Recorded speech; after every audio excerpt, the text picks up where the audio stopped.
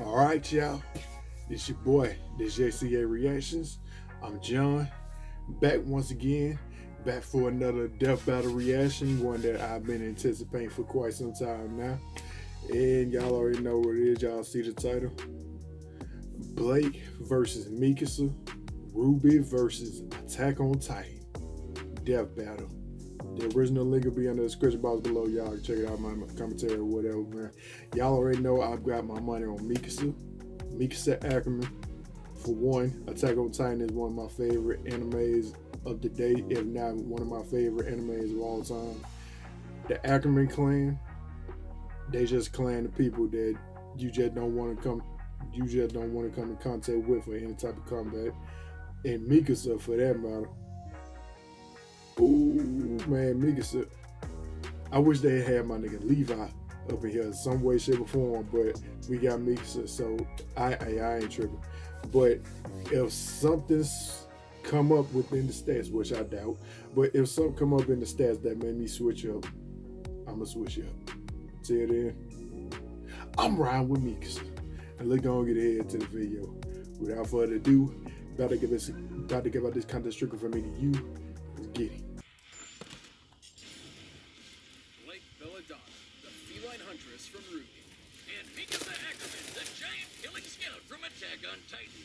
These two reluctant heroes are fighting for a better world. What'll happen Mikasa gotta win to see who's the sweetiest and the cuttiest? He's Wiz and I'm Boomstick. And it's our job to analyze their weapons, armor, and skills to find out who would win a death battle. Mikasa gotta win. She got to. Those who make peaceful revolution impossible will make violent revolution inevitable. I wonder if JFK was thinking about anime cat girls when he said that. Despite the world of Remnant being home to a plethora of magical beings, the Faunus were subject to discrimination from humanity. That's so dumb. How can humans be racist against Faunus? Aside from looking slightly different, they're basically exactly the same. Oh, I get it. For most of her youth, Blake Belladonna worked with the Faunus activist organization, the White Fang. But when her parents expressed concern at its growing violent tactics, she ran away to join them fully. Yeah, Ginger Kylo Ren's influence was making it all cat-girl supremacist-y. Believing the Faunus deserved to rule the world instead of humans, Adam Taurus turned the White Fang into a terrorist organization, with the young, impressionable Blake in tow. Now Blake got to put her superhuman Faunus abilities to the test as a guerrilla fighter. She's not a gorilla fighter. She's clearly a cat. You dingus. That's not what As a clearly cat Faunus, Blake's got superhuman strength, speed, and endurance. She can see in the dark and even pick up on sounds regular humans can't hear. Blake has also unlocked her aura, the manifestation of one's soul. Similar to the Eastern concept of chi, Blake can use her aura to passively withstand intense damage. Though if it's overtaxed, she will be as defenseless as any ordinary human. Her aura survived this huge flying monster called a Nevermore crashing into her twice. Measuring the size of the Nevermore compared to the stone structure it shattered, we can gauge it had to have fragmented over 2,000 cubic meters of rock. Y'all not gonna tell me Mikasa from lose. I refuse. Without even breaking. I guess you could say she, sold it. Could ever wanted a sick anime combo weapon. Part katana, part kasurigama, and it wouldn't be Ruby if it wasn't part gun. Hell, its sheath is a sword too. That's just showing off. And I like it. Ruby be having some nice weapons on there. Ribbon attached to the katana's hilt lets Blake use Gamble's shroud as a from the Ruby videos I've seen. An invaluable asset for the White Fang and her new boyfriend. Well, until he threatened to blow up a bunch of innocent people. Now, instead of a bad boy, he's just a boy that is bad. Horrified, Blake turned her back on Adam and the White Fang, and for the second time in her life, she ran away.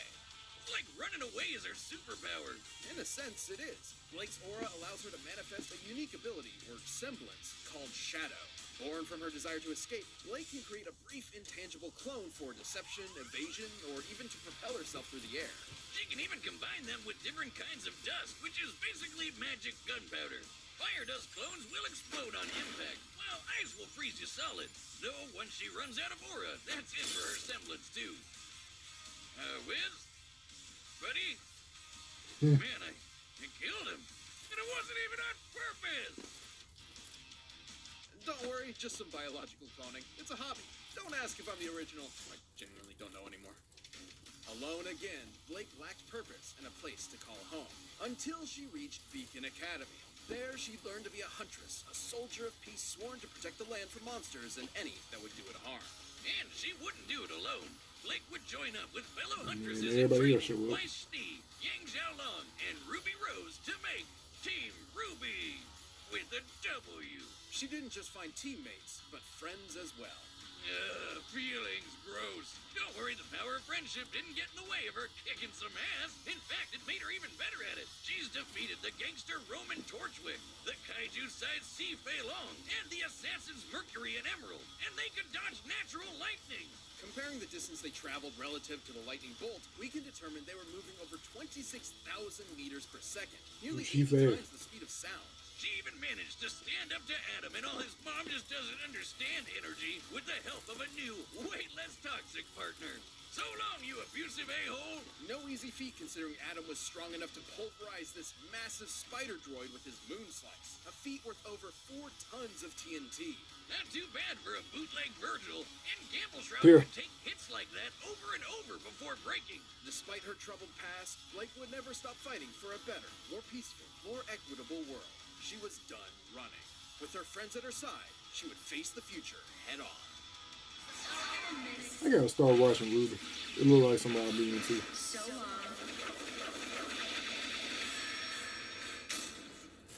But I still got hope in my girl. I still got hope in my girl, man. The rustic medieval architecture, hardy populace, and yep, that can't be good. Cowering behind enormous walls, the last remnants of humanity were driven to near extinction by the arrival of the monstrous titans. Despite that, little Mikasa Ackerman lived a happy, normal life until her parents were brutally murdered in front of her. But never fear, she reversed the shit out of those assholes with the help of Eren Yeager, another pint-sized psychopath in training. Adopted by Eren's parents, Mikasa and Eren somehow lived a happy, normal life. Somehow. Until Titans show All up. their friends and family were brutally murdered by Titans. I'm sensing a pattern here. With barely anyone in her life lasting longer than a 25-minute episode, Mikasa became Eren's guardian angel. Certainly a valuable asset to Eren, who devoted his life to exterminating the Titan threat. Together, they joined the military and got their hands on some sweet Titan-slaying gear, the vertical maneuvering equipment, or VMI. But now that I think about it, now that I think about it, she had to exchange her blades every time not every time she used them, but ever so often her blades get dull enough. Their blades get dull to the point they gotta replace them with some more. So, Mikasa might lose. So known as omnidirectional movement. I refuse to believe in that. the anime, it allows Mikasa to fight the towering titans at their own level. ODM gear comes with two 20 to 30 foot long iron spears she can separately aim and shoot. It'll hook into any surface. They'll allow her to swing around like a steampunk Spider-Man. She can zoom through the air and change directions on a dime with a special fan on her back that fires pressurized gas. Mikasa's ODM gear can propel her at speeds up to 366 kilometers per hour. That's almost a third the speed of sound. Assuming she can reach top speeds in a second, that's over 10 G's of force, 10 times Earth's gravity. For reference, astronauts withstand about 3 G's of force during liftoff, and fighter pilots can withstand up to 9 G's for a second or two during aerial combat. Even just 6 G's for a sustained period of time can be fatal for a human being, but Mikasa can survive almost twice that much and fight giant monsters at the same time. That insane speed makes her especially deadly when she whips out her special Titan-slashing swords made of ultra-hard steel. And that's exactly the term I She use do to got the describe thunder myself spears, too. after watching what they can do to a Titan. Despite their name, they're rather fragile, at least relative to the super tough Titan skin they have to repeatedly cut. So Mikasa carries a set of 12 that she can easily dispose of and replace mid-combat. Yeah, that kind of became a problem when some super intelligent Titans started sporting crazy tough armor. Right, That's Annie, when Mikasa breaks out the big guns, Annie, the Thunder Reiner, Spears. Essentially, all of them. bazookas, the Thunder Spears are thrown like javelins. They're sharp enough to pierce The even Thunder the armored Spears. Titan's impenetrable hide. And once their fuse is severed, they'll explode, devastating anything within range. Shattering the armored Titan's armor is no joke. It was tough enough to tank punching a hole through Walmaria. By measuring the size of the gate in comparison to, let's go with this guy, we can determine the armored Titan violently fragmented over 1,000 cubic meters of rock. That'd take over 18 tons of TNT, enough to level a city block, and the Thunder Spear shreked it. No surprises here. If you're too close to one of its blasts, it's game over. Despite the awesome power at her fingertips, Mikasa only really joined the military to watch over and protect Eren. Like a loving mother hen. And that became way harder once Eren learned he could also turn into one of those super intelligent Titans. Now humanity's greatest weapon against the Titan menace, Eren was at the center of all major anti-Titan operations, which meant Mikasa was there too, ruthlessly dispatching anyone that might harm him. Get over yourself, Eren. So what if your childhood home was destroyed by a Titan? You're living rent-free in this girl's head, and it could be worse. Shut up, bro. Man, like she's programmed to protect him. You're not off base. Mikasa's last name isn't inconsequential. Well, she is an Ackerman. Ackermans were bioengineered to be subservient super soldier royal guards to the mighty Eldian Emperor. Well, wherever all that shit came from, Mikasa's got the Ackerman blood coursing through her veins. The same blood that gives her a fraction of a Titan's power without transforming. Holy crap! It's that power I that didn't know that. Levi, another Ackerman, to dodge my boy. bullets. That's over. Damn, I wonder what happened to him though. It also lets her subconsciously tap Please into tell the me Levi combined ain't dead. experience and battle instincts of Ackerman's past. She's like the avatar of Titan murder. Unfortunately, this blood bond with Eren means that even when he goes too far, she's obligated to protect him. Exactly. Like robots. I don't buy it, Wiz. She doesn't love him because of her DNA. She loves him because he's the only one who stood up for her when she couldn't stand up for herself. When she looks at him and the rest of her friends, she sees a hope for a brighter tomorrow. Well, don't nobody believe that junk. That was touching. And she has fart powers. Well, it was nice while it lasted. I'm not listening to another word of this. No point. All right, that's set. We've run the data through all possibilities. But first, Who do I want to believe? As Blake and Mikasa's, you might want to check out Blue Chew. Now, who do I want to believe that is going to win? Something tell me they gonna throw a wrench in it and have Blake win. But I'm gonna stay loyal. I'm gonna stay low in the mix. Let it go.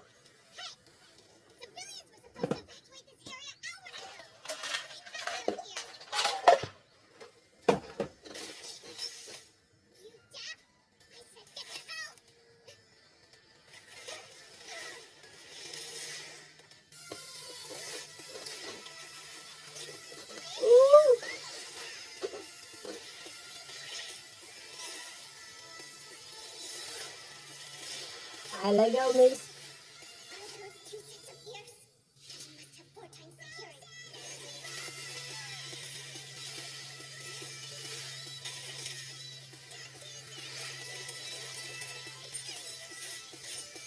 She'll be alright.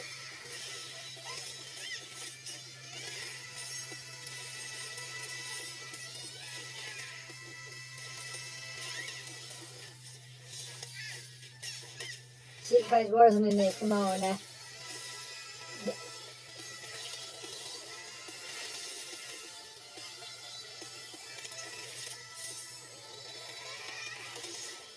But don't run out of the blade now. Come on, come on. She'll keep making copies of herself. Find the real.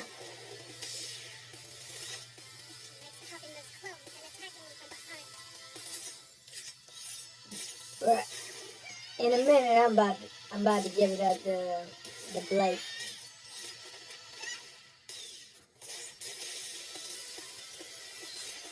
Oh, she learned it. Levi move.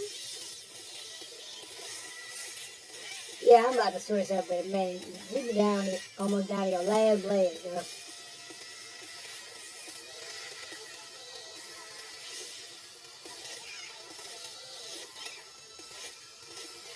Ooh.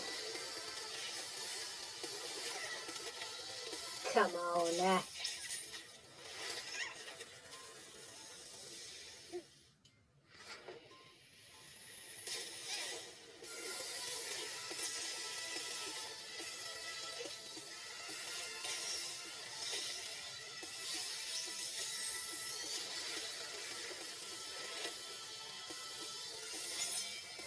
on, girl.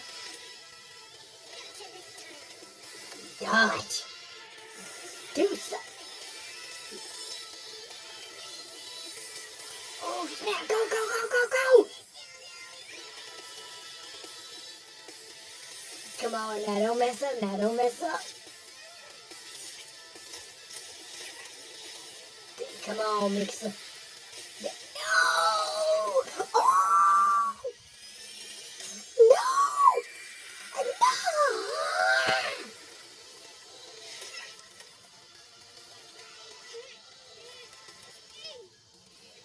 Where is it?